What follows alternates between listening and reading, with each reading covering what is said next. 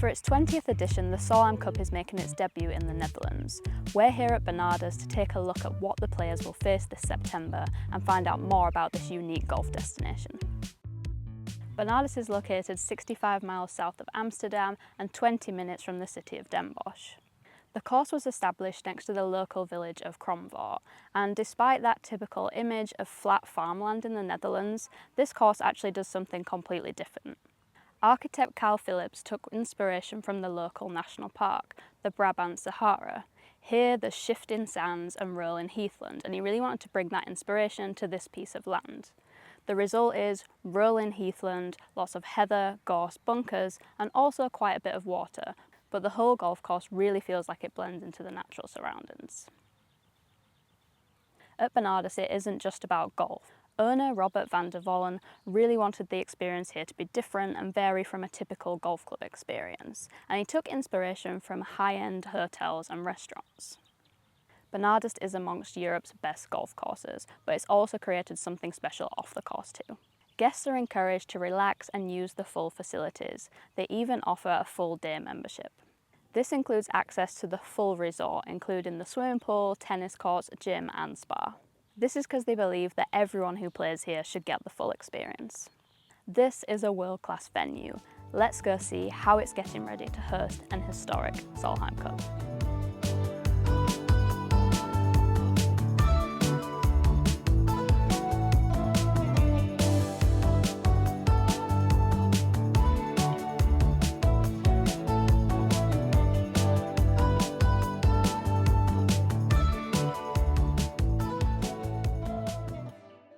For the Solheim Cup, Bernardus is going to take a slightly different route into normal, which means the third tee here is now going to be the scene for those opening tee shots. Imagine a massive U-shaped grandstand all the way around this tee. It's going to be very atmospheric and very different to the currently calm, serene environment we've got here. It's an interesting opening hole because it's very risk and reward. In the middle of the fairway, just on the player's driving distance, is a large, deep fairway bunker, which means you have to choose if you're going to lay up and go for a longer shot into the green, or go for it and try to really shorten that approach. In foursomes and four-ball play, this decision could be really crucial.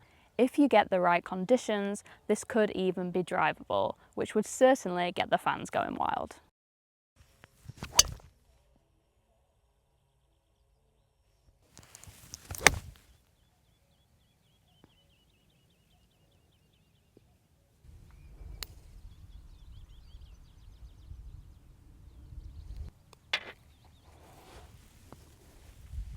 Do you think that would get me a half? I really like the fact the first is a short par 4 because it feels like a great opportunity for someone to get off to a fast start.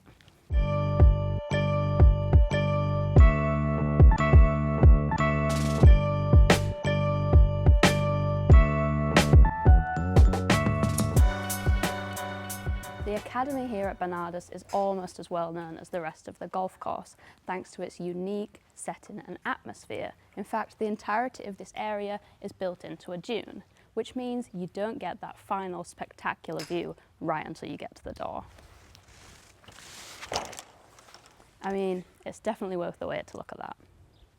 What makes this area unique is it's not just about the practice. There's loads of relaxing spaces too, which I really like.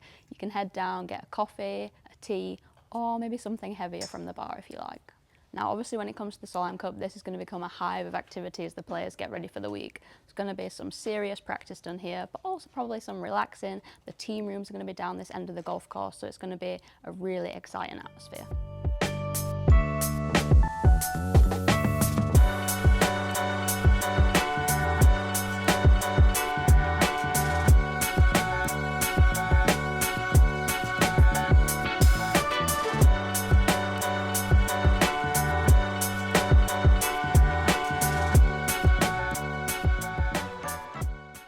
If you want to sharpen up your short game, this might be the best place in the world to do it. Bernardus' short game area, which also doubles up as a par 3 course.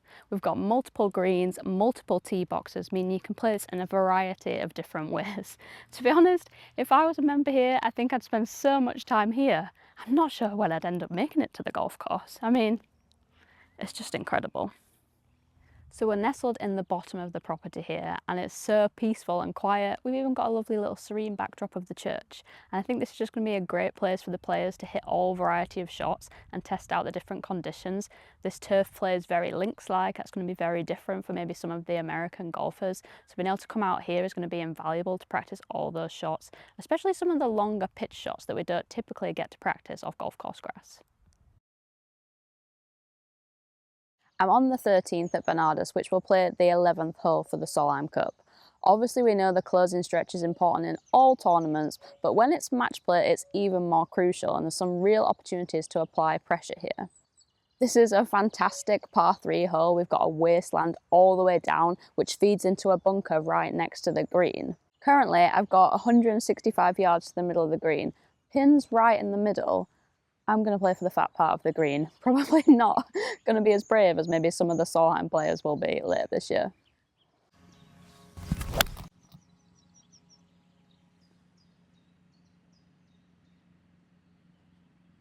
Hey, tell you what, I think some players will be pretty pleased with that. Actually can't believe how close I just hit that. But also, can we talk about how peaceful it is down this corner? That was the whole feel about this part of the golf course, and really important to the designer and the architect of this. And I think maybe it won't be as peaceful once the Solheim Cup crowds are here.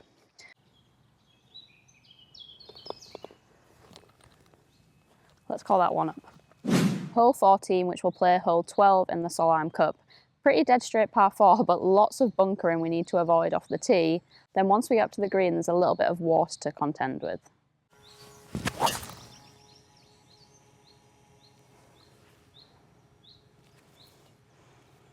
On this approach, distance control is crucial because this green is much shorter front to back than it is left to right.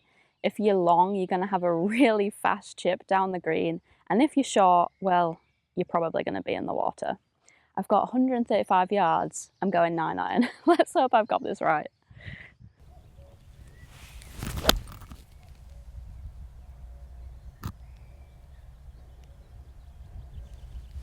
It's a bit right, but we're safely on the putting surface.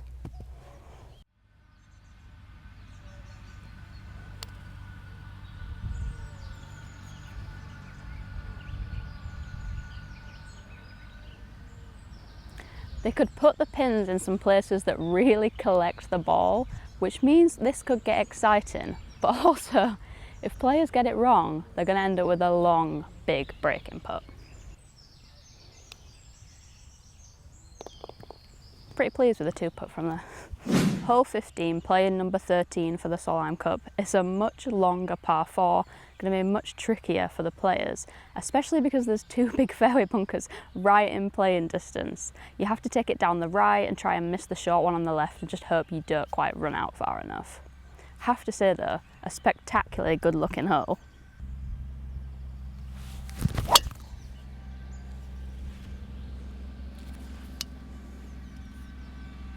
One feature I really love at Bernardus is all these connecting fairways. It really gives it a links feel and feels very nice and open in parts. And then you go back into the contrast in Heathland, which is narrow with the heather. I just think the contrast of the two is really nice.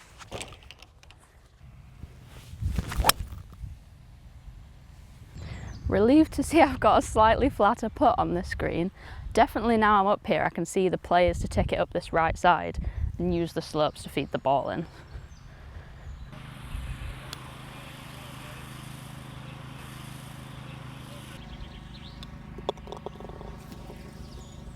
I'd definitely take a tap in 4 there. The theme here seems to be that you need to be long and straight because again, there's bunkers everywhere, and this is another 450 yard par 4, which is definitely going to test me.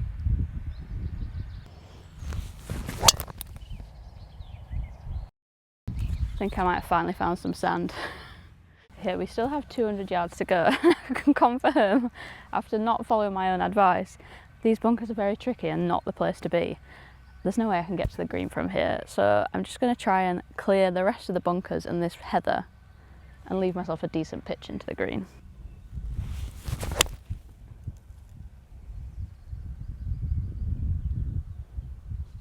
Okay, safely out. Let's see if we can get up and down for par.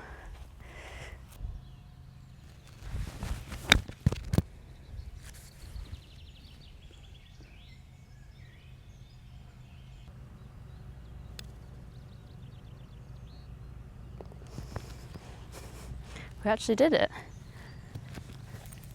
Tell you what though, long hitters are definitely going to have an advantage on that hole. The par 3 17th is going to play as the 15th in the Solheim Cup and really kick off the closing stretch because there's going to be a lot of drama here. We've got a serious amount of water, and when you imagine the amount of fans that are going to be packed in here, this could be a real pressure point for the players.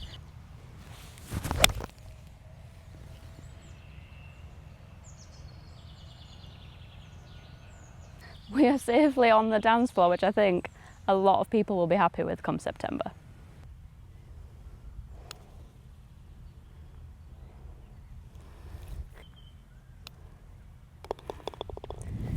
It's a steady par though, on a dangerous hole. There have been some huge match play wins in Solheim Cup history, yet 80% of matches actually still go down to the last 3 holes, with nearly a quarter finishing here on the 16th, which means this last 3 stretch is really where the players are going to start feeling the pressure. Not exactly when you want an over 500 yard par 5 to deal with. The big hazard here is those bunkers down the right of the fairway, so we need to keep our drive down the left.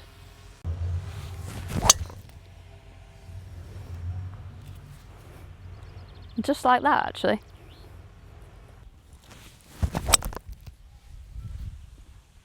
I feel like this hole is an absolute beast because I've just flushed driver 3-wood and we've still got 120 yards left to the pin, and the green looks really narrow front to back from here. We've got water short but also a really deep bunker long, so can't really afford to get this one wrong.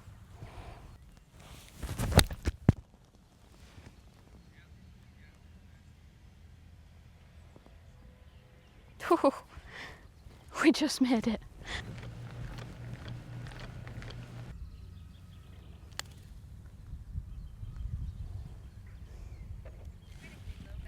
It always looked like a birdie, didn't it? What was I saying about it being brutal?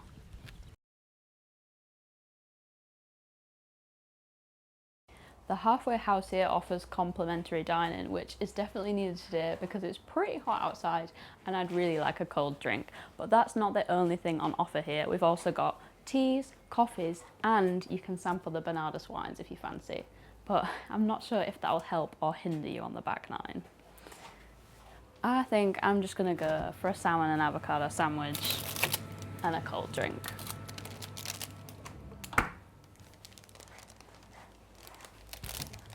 Just another really cool experience here at Bernardus. Hi Sabine, you're the General Manager here at Bernardus. Thank you so much for welcoming us. First up, since we've arrived here, I've really got the feeling that this just isn't like a normal golf club. Can you talk us through a little bit about the ethos here at Bernardus and why it's different to other places? This used to be agriculture, so you can't imagine that anymore, but there used to live a farmer family here, family Hendricks, and they were really keen golf players, and they had this dream of building a golf course on this venue, and they were looking for new investors, and then they came to Robert van der Wallen, our owner, because they knew he's a really fan of golf. He's playing it himself very well. He's also a fan of nice restaurants and stuff, and they said, well, this can be a good combination. There are no planes, there are no trains, there are no automobiles. This is really a nice piece of nature where we can really have a nice golf course. So we said, okay, first of all, we want to be an open club. So everyone is welcome. So that's where we were thinking about, hey, what about a day membership? So that people can feel member for a day, can make use of all facilities for the whole day and play an unlimited number of holes. And that's really a difference towards other clubs. So by welcoming people, offering them a cup of coffee when they sit down, explaining them how the concept works, take the time for them, that really is different than other clubs do. I think it's just nice because so often we're just focused on the golf, but actually there's so many different elements, and as you said, it's like a full day out and a full experience rather than just committing to visit the golf course specifically. You obviously talked about the challenge of setting this place up from the ground.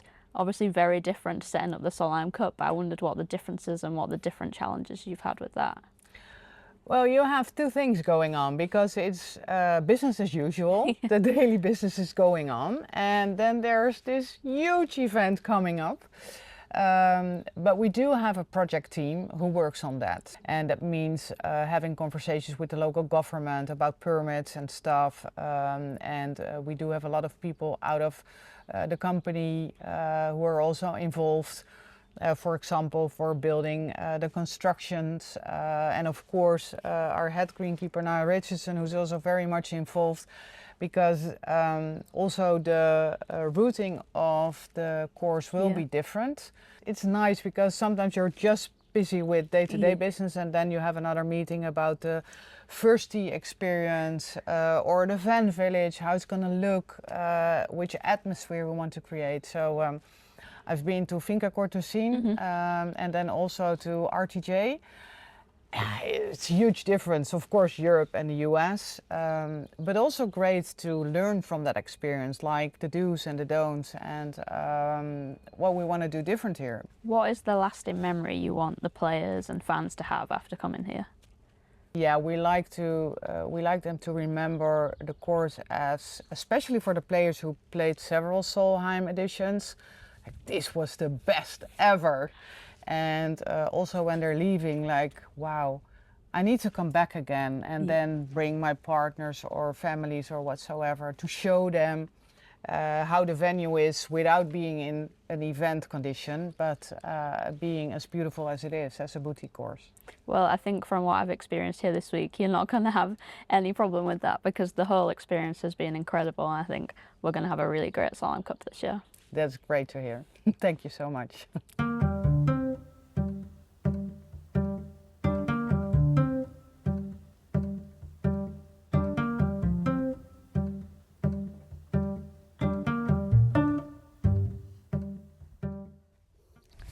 We're with Niall, the superintendent here at Bernardus. Could you tell us a little bit about the sustainable ethos here? Because it's very different to what we see at other golf courses. Yeah, it was a big part of the owners and the architects' vision when they were trying to develop the course. Sustainability was a major part of it. We selected grass species that was, less nitrogen needed, less water. So we went with a selection specially selected fescues. So part of the ethos was that this golf course sits within the nature. It's really interesting. We obviously just went and toured the facilities to see just how much that ethos runs not on the golf course, but also in the facilities you have behind the scenes, so the greenkeeping area and even the way you heat those buildings. Yeah. Zero emission or carbon neutral building was important for us. A modern building that looks after not only the machinery but the people, and then keeping that energy requirement to a minimum. But that's kind of everything that we do here. The site is 82 hectares, and of the 82 hectares there's only 33 hectares that's actually maintained. So once you're off a fairway or a green surround or a tee complex, you're straight into nature. But that's again the beauty of Bernardus, is that once you're off track, you're into young pines growing by themselves, heather, all sorts of different plants that are coming, and that really enhances the experience. I do think you really get that feeling here. The golf course just feels like it sits so well in the surrounding area and makes it even more peaceful. When you're looking at that sustainability, how do you balance that with creating a world-class golf course that the girls are going to play when they come for the Solheim Cup? For us, we try and just deliver as nice as possible surfaces, so sport surfaces, but there is a balance between going out there, over fertilising, over watering, and over maintaining. So it really is a balance, and we are still learning. Year in, year out, we look at what we done last year and how can we make it better, or how can we do it better the year after. So we're constantly looking at ways to just continually improve. How do you anticipate the course is going to play? Obviously, the Solheim Cup's in September. The course could have firmed up, got a little bit faster. What do you think it's going to feel like? It's definitely going to be that. As long as we don't get a wet August, September, it's going to be firm and fast. There's going to be a lot of run on fairways. This is, you know, the grasses that we've selected is links-esque. So, you know, fescues, heathland courses. So there's a lot of subtle shaping on fairways. So what could be a brilliant drive straight down the middle might get kicked off to the left.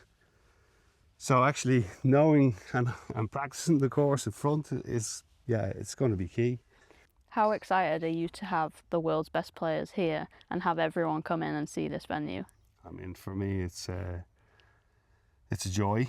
I've been with this project from the start, so 10 years. So I'm really looking forward to it coming here. Like I said, the course, when I first started with this, I had finished a couple of KLM Opens on another place, and coming here, growing it in, it was like, you know, not a tournament course, but then we've had 3 KLMs and Solheim Cup. But since it's been announced, I mean, we've been working towards this, and we're really excited. I have a fantastic team of people, really keen and really excited to be part of it. So we're proud to host it and looking forward to showing it off. Yeah, well, we've been seriously impressed with the facilities, so I think the players are going to be too. We hope so. That's what we'll aim for.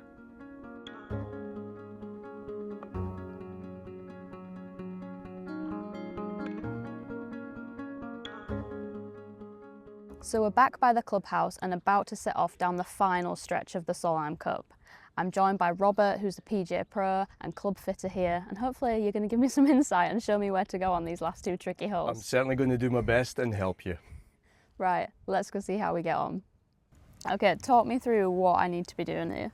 Okay, Hannah, we've got 399 yards. It's a long hole.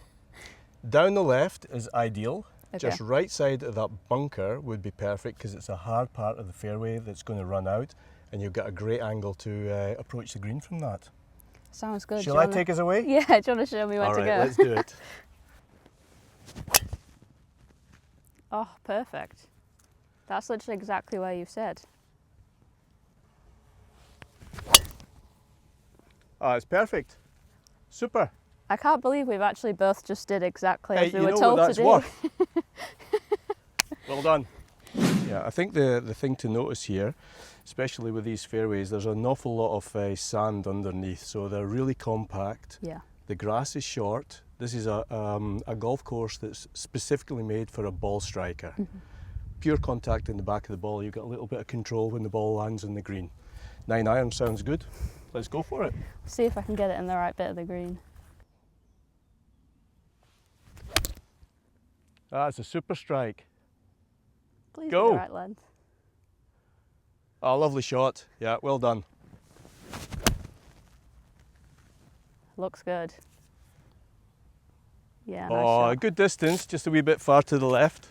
One thing I found so far on the greens here is like if you're in the right place, you actually have quite a straight putt. You can be Yeah. a bit aggressive with it. Yeah. But if you're in the wrong place, Oh, you've got hell to pay, that's for sure, yeah. I mean, you can catch a slope and you're gone, and then a 3-putt is looming, isn't it? Yeah. Especially if they get them really quick as well. which I imagine they will. So really being in the right part of the green Is important. is quite Yeah, so key you've got to here. have some course strategy with it as well. So what have you got here? I think it's 1 right to left on my in point. So let's see how good my pace control is. Yeah. Speed control is going to be important around here. Especially in foursome, you just don't want to leave yourself with your partner. Unnecessary The nervy pressure. one.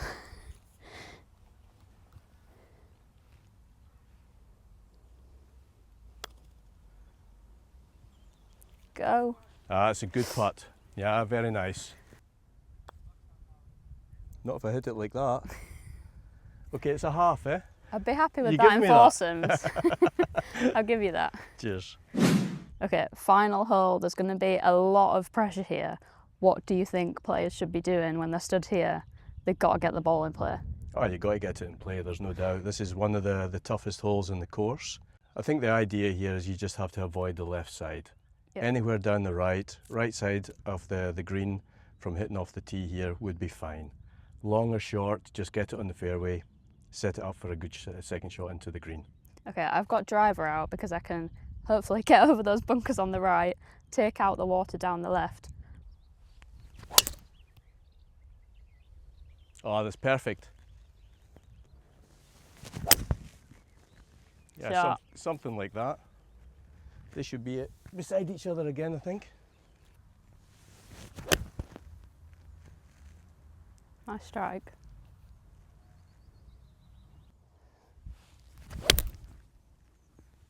Oh, you just chose to go straight at it. I'm not sure I would have it's done going that to on end the up pretty day, damn good, I think. but it has just made it. Okay, well, I can see your ball. I think I'd be pretty nervous right now if I was walking up to hit that putt in the Solheim Cup with a full grandstand up that left side. You think so? Yeah, even thinking out of the box here, you've even left yourself an uphill putt. The fairways are so tight, it's not Yeah. easy to pitch and chip around here, is it? No. So it means you're going to be doing a lot of putting, and the pace control could be quite tricky, especially in places where we've got a lot of slopes. I mean, you've got quite a big left to right here. I certainly do, yeah. And it's a long way from the hole, especially when I look how close you are.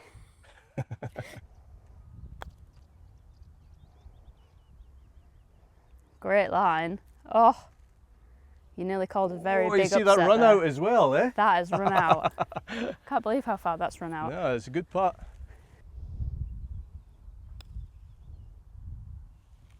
Oh, super effort, super effort. How did that miss? That was an easy par. But I'd you have can taken imagine that if I was one up. we're playing today under no pressure, Yeah. pressurized circumstances. Can you imagine if there's thousands of people around here watching you? Yeah, I think I might have missed the golf ball, to be honest. It's a tough hole, isn't it? Yeah, to be honest, it's a really tough closing stretch, and I think it's going to be super exciting coming in. We've got the water on the par 3, then we've got the long par 5, and then 2 really good great Yeah, par it's going 4s to be an coming in. exciting match, that's for sure. Yeah, well, thank you so much for joining us. It was Hannah, really that was great a pleasure. to get Thanks your a lot. insight. Yeah, super. Well, that wraps up a great few days here at Bernardus. I have to say, I've been to a lot of golf places around the world, but this has actually really blown me away, and I can't emphasise how great I think this is going to be for the Solheim Cup this year. It kind of takes me back to that conversation we had at the start about this being an experience, and it really is. There's just so many different elements, and the attention to detail to each different one is just excellent, be it the lodge, the gym, the golf course, the practice facilities. I mean, I'm going to be back on that short game area after we finish this. It was just fantastic. And I think to bring that calibre of player, that top level golf that we're going to see in the Solheim Cup to this venue is just going to be fantastic. So if you want to come see some great golf and also come view this fantastic facility, make sure you get your hands on some Solheim Cup tickets and come experience this great place.